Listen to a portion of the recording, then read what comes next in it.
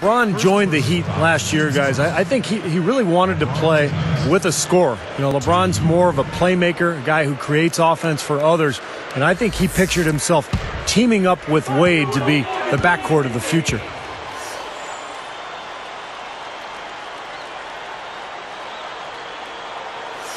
And he can't get the first one.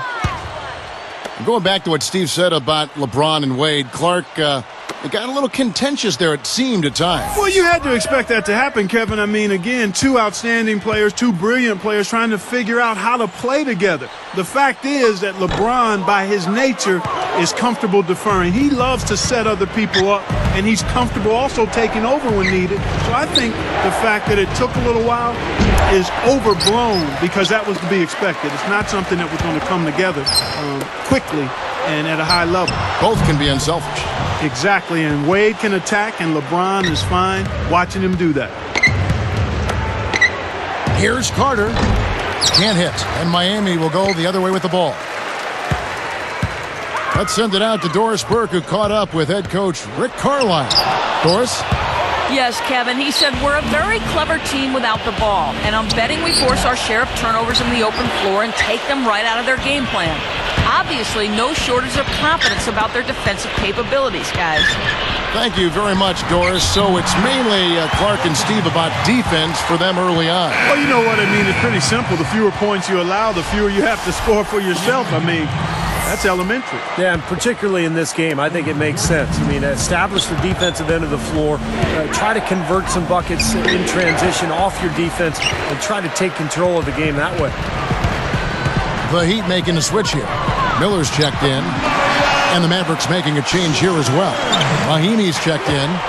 Well, the big story, of course, a year ago for Miami was the formation of the big three, LeBron, Wade, and Bosh. And although it took some time for those three to click, eventually they figured it out.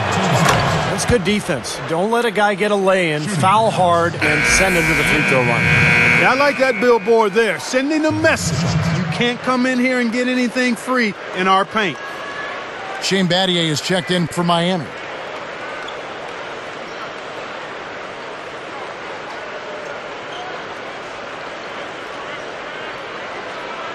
Udonis Haslem, he's checked in for Shane Battier.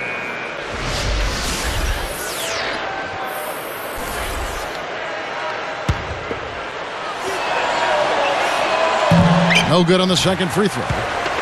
Steve, back to what you said about Miami. They struggled out of the gate. They were 9-8, but after a rough November, they kicked it on in December. And Clark, I think really the game that kind of spun them around was their first LeBron appearance in Cleveland in a win early December against the Cavs. Yeah, that was an impressive win. I recall that. That was almost like an NBA Finals type atmosphere in terms of the media attention and so forth. But in that month, they went 15-1 and really seemed to find their rhythm. And quite honestly, never looked back.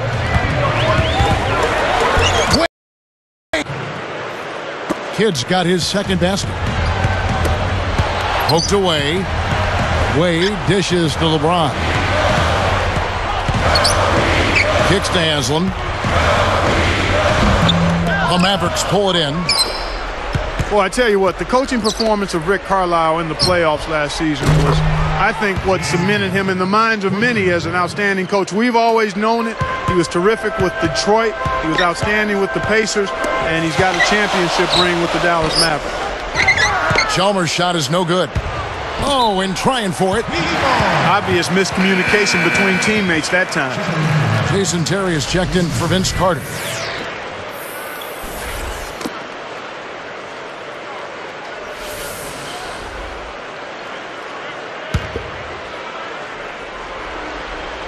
Heat on offense.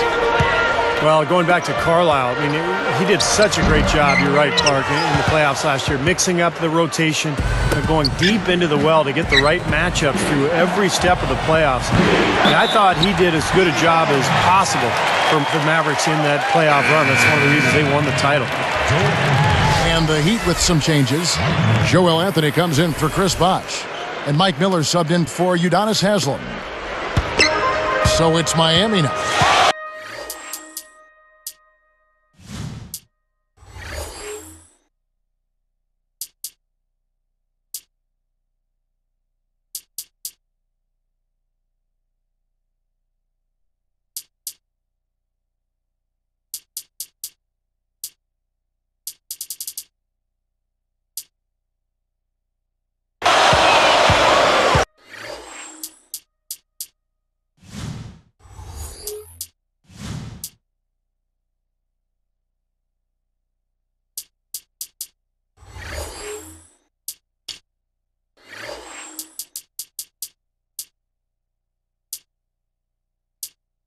And Miami calls their first time out of the game.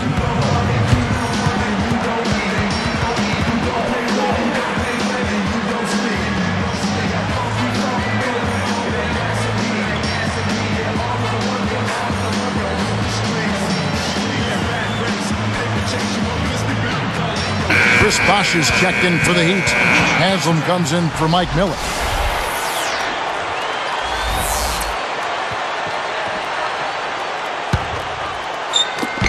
A minute 50 left to play in the first quarter. Here's Haslam. The shot's good on the assist by Wade. That's a nice job of getting the ball in the paint and burying the shot. That's exactly how it's done. Boy, isn't it good to see Udonis Haslam back and healthy after missing most of last season with a foot injury. He's a guy who's really been the heart and soul of this Miami ball club over the years. Here's LeBron, still looking to get on the scoreboard. Sean Marion covering. So the whistle blows on the shot and 2 free throws for the contact right there. Steve Udonis Haslam, when he re-signed with the Heat prior to last season, he could have gotten a lot more money elsewhere. But, Clark, he wanted to remain in Miami. I'm sure he is thanking his lucky stars that decision was made. Yeah, I agree with you. I mean, he and Dwayne Wade. That should be absolutely illegal. Great lob, great catch, perfect execution on the alley-oop. And not just with any old finish either. The big stuff. Yeah, little something for everybody, Kevin. And guys, with LeBron's size, I don't think he gets the most out of his postgame. It's not something that he's developed down there. He doesn't have a go-to move, not a turnaround jumper or a jump hook. And as a result, he hasn't fully realized his potential yet. The shot by Marion, no good. Good, tough defense there. Getting a hand up, forcing that.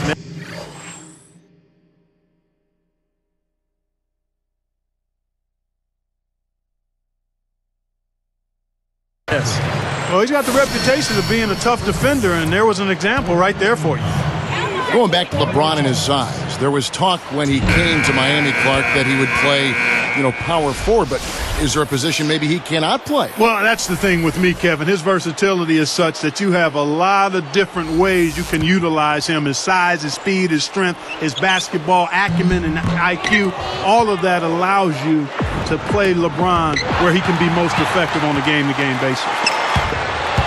Guys, thinking back to Chalmers in the NBA Finals last year, he was one of the Heat's role players that I thought really ramped it up in a tough series and helped out the Big Three quite a bit. It's a tough pass to make there, guys, right into the heart of the defense. LeBron against Carter. The jump hook, and LeBron with the nice bucket inside. Oh, you brought up Chalmers, Clark. I mean, he was really, really good in that final series against Dallas. Knocked down his three-point shots, did a nice job of running the club. And I think really made a case for being the future starting point guard for the Miami Heat. Well, he saw that kick out coming and really anticipated the play before it happened. Kevin, by and large, the turnover story hasn't been that bad for him. I mean, they've only given up a handful.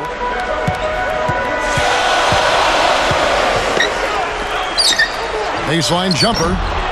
Brendan Haywood with the rebound. And stolen by LeBron.